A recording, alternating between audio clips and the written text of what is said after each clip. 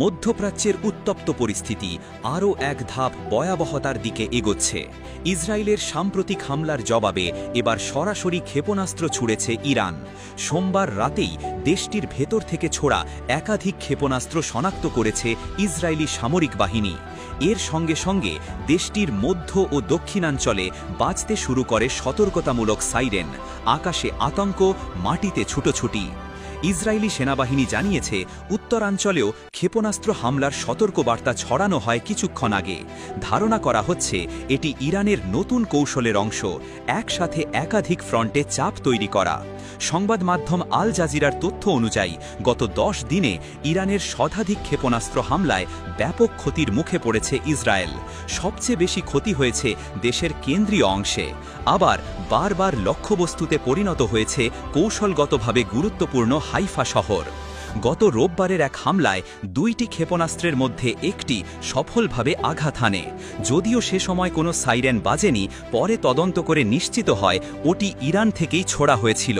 সাম্প্রতিক এই ঘটনার মধ্য দিয়ে স্পষ্ট, ইরান এখন আর নিছক হুমকি দিয়ে থেমে নেই, বরং তারা সরাসরি জবাব দিচ্ছে। ইসরায়েলের ভেতরে এ মুহূর্তে চরম উদ্বেগ ও আতঙ্ক বিরাজ করছে। স্থানীয় প্রশাসন জানায়, ক্ষতিগ্রস্ত এলাকার মানুষদের জন্য ইতিমধ্যে 30,000-এরও বেশি ক্ষতিপূরণ আবেদন জমা পড়েছে। ঘরবাড়ি ধ্বংস হওয়া কিংবা বসবাস অযোগ্য হয়ে পড়ায় বহু মানুষ বাধ্য হয়েছেন বিকল্প আশ্রয়ের খোঁজে ছুটতে। জরুরি খাদ্য, চিকিৎসা ও আশ্রয় চাহিদা মেটাতে স্থানীয় কর্তৃপক্ষ প্রতিদিন প্রায় 40 লাখ মার্কিন ডলার ব্যয় করছে।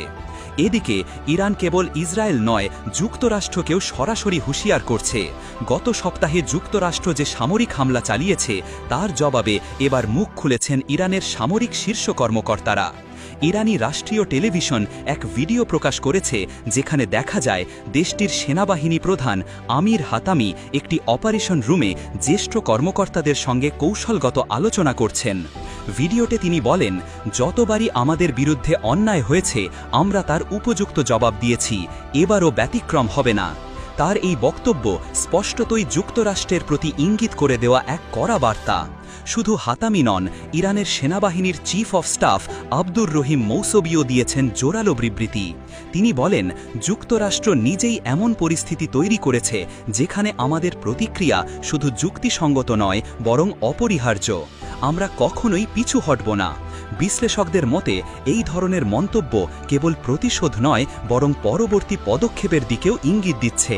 তবে বড় প্রশ্ন, এই উত্তপ্ত বাস্তবতা কত দূর দাঁড়াবে?